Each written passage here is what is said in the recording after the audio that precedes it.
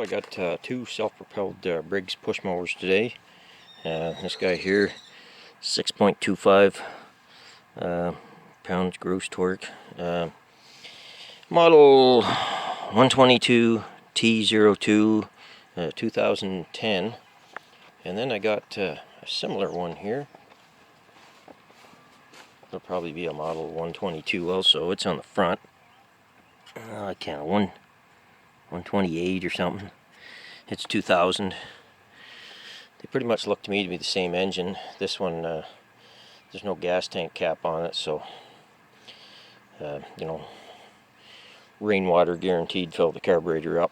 But so that one's front wheel drive, and this other one I believe is rear wheel drive. So I'm going to try to get this one going. The guy that owned it said someone was cutting the grass with it, and it just stopped, and when you pull it over, it was tight to pull over. So I got thinking, tight to pull over. So I tried it, and yeah, it was. And I got thinking, oh yeah, if this cable here going to the blade brake breaks, then yeah, it's tight to pull over and won't start. So sure enough, that's what was wrong with it. So I disconnected that, and these big lads, they don't make them particularly easy to come apart.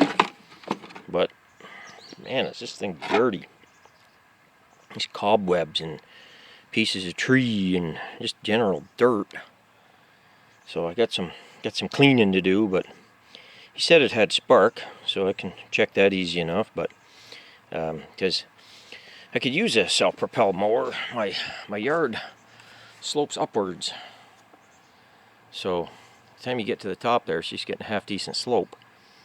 So I work up a pretty good sweat. I just cut it tonight with my little 3.5 or 3 3/4 bush mower there.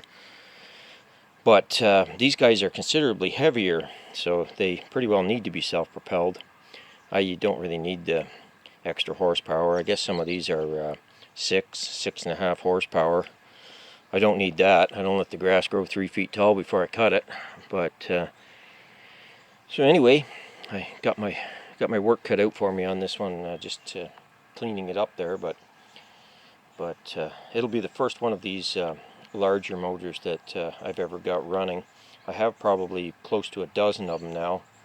Had a lawnmower here that had a 6.5 Tecumseh on it, and I was trying to replace it with a Briggs, but one thing I found out about these big ones, some of them have 7/8 shaft and some of them have 1-inch shaft, and there's a couple other variances over the years that I discovered. But anyway, I don't know, I found a few of them in the scrapyard, so that, that whether that's good or bad doesn't mean anything. I mean, any little part fails, people trash stuff these days. So but it must be a half-decent engine. He wasn't complaining about this one, other than when that cable broke. And he's got another similar one that the cable's broken on it too. So it's kind of funny these days. I think the engines last a long time, but the other accessories on the mower, like the cable to the blade brake and the drive cable, they break. And the problem is they're probably unique to the lawnmower, so you have to have the part number there in order to look it up. So that seems to be becoming the thing here. You can get the motor going, but can you get the rest of the mower going with it? So I mean, on a non-self-propelled mower, that doesn't slow me down, because I just deactivate the blade brake and put a little turned into a shut-off switch by adding a spring. But I mean, I know OSHA and whoever wouldn't like that, because somebody could cut their feet off. Well, you can still do it regardless. Yeah, this little guy here, you just stop him, you just pull him, put him over like that, and then I have a return spring that goes like that. So this lawnmower will sit there and idle without anybody around it, whereas the ones with the thing on the handle don't. And personally, the part on the handle bothers my hand. As it is, I have to wear gloves with it. But I don't know if it's arthritis or what, but hands don't like the vibration, and I can't use a weed whacker because of that. But So I don't, every time I got to move something on the lawn, I don't have to shut this off. It just sits there and, you know, doesn't try to attack me or cut my feet off or nothing. It just sits there and purrs along. So perfectly safe, to me at least. But anyway, we won't get into that. So yeah, oh, garden here's coming along good. Gonna have another forest of tomato plants from the looks of it. So anyway, like I say, I got my work cut out for me there on the big Briggses. Hauled them back in the trailer here, so it's got it's got probably 600 kilometers on it now. That's like 400 miles. Everything's doing good. The Focus isn't minding pulling it. So anyway, I'll keep getting dirty on this thing. Well, got the flywheel off it now. Discovered another problem when I took this off because it was full of water and I wanted to wash it out. But we got a just about sheared in half flywheel key. That's like, you know, 5 degrees timing advance. So that was one problem. Getting the flywheels off this aren't extremely fun.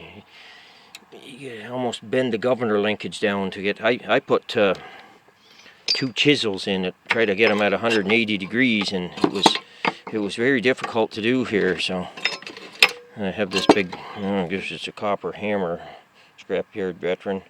I just slam the end of the crankshaft. If you only have a steel hammer, I'd be screwing the nut back on before I did that.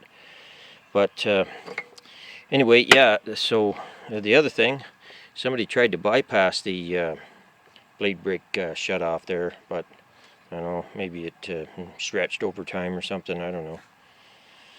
It said it wouldn't run anyway, so must have hit a rock or something there to shear the flywheel key. Well, I finally got the blade off it there. There was an ant's nest under this plastic cover here that covers the belt like that. So this one is indeed rear wheel drive. 2 of the 3 motor bolts come out okay. The front one had to heat it up, then it started on fire. So the heat took it out though. So I was mainly heating that. Let's brace it here.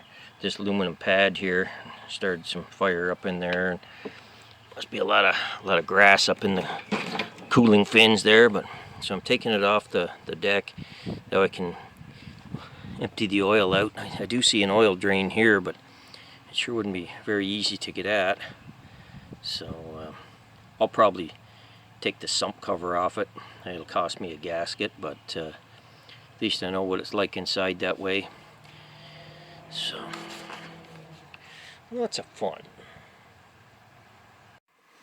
Well, I've cleaned up most of the outside of this Briggs engine here. I don't know, call it a 6-horse. It's the 12 cubic inch engine anyways, and this one was extremely dirty. I scraped and wire brushed and removed the intake manifold and exhaust. I was surprised how easy the exhaust came off. Just 7/16 socket and an impact, and bolts come right out. On the older engines, they have a nasty tendency to break off. But same thing with the intake manifold. The gasket didn't snap or anything. It just come right off along with the manifold. So nothing too major. And also the pulley. The pulley came right off. A little bit of penetrating oil, and away it went. Because it's not, being that it's pretty well all covered up, it's not really subject to rust like a normal one is, with the blade down here at the bottom, and all the rest of it rusts and gets tangled up with fishing line and all kinds of fun stuff. So I am going to go ahead and pull the crankcase cover off of this, just because I want to clean it out, get all the sludge out of there. I'll show that after at least I suspect there's sludge. There always is. So I'll show that once I peel that apart. So I got the sump cover off there. It actually took a little bit of a fight. I noticed it has one of these ultra thin washers, kind of like a razor you could cut yourself on, because it's got the plastic crankshaft gear. I'm just enthused about that. But anyway, one thing I discovered, these things, they don't really want to go back together. It was hanging up on this little rusty lip here, and so I took it apart 2 or 3 times, and it didn't really want to go back together the last time. I'm pretty sure I had the governor here in the right, you know, it wasn't hitting anything, but it was still being a little bit of a turkey. So, anyways, surprisingly, the sump is a lot cleaner than I thought it was going to be. With a lot of the 3.5 push mowers, it's just like black and kind of, I don't know, gray stuff. This engine may have been apart once before. I'm not really certain. One thing for sure, I'm definitely in for a crankcase cover gasket, sump gasket. This thing's in about 4 pieces here, but it's got a lot more ins and outs than the 3.5 horse one does. But anyway, I'm gonna take her right down and get that brown colored oil out of there and clean it all up. So, moving along.